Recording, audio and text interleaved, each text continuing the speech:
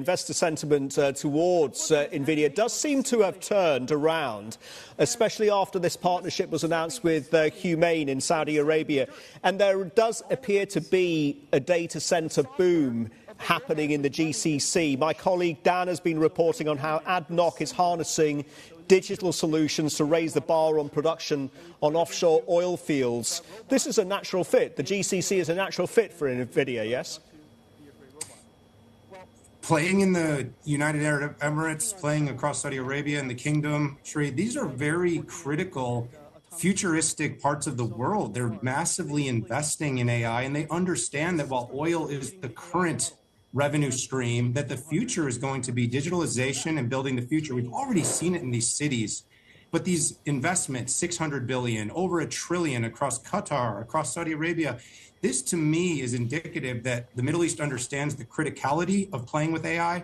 They also understand that they want the US and the West as their key partner, because it wasn't just Nvidia, it was AMD, it was Cisco, it was Qualcomm, it was ARM, it was Amazon. They understood that these are critical relationships. They're going to bring hundreds of thousands of GPUs for G42 in their installments, but they're also going to see US companies expanding data centers in the region, which is good for the region, and it's good for the US strategy to diffuse its AI around the world.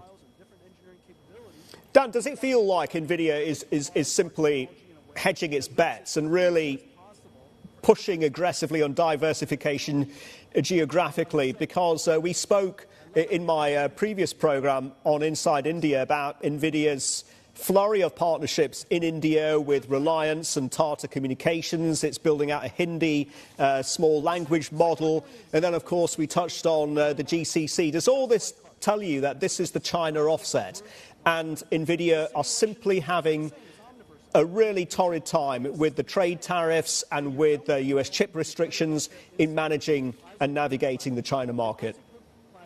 China has a real Nvidia has a real advantage that its technology will be consumed everywhere in the world. And there's so much demand right now that I think it can be very successful, even if the China market was less available, which it already is.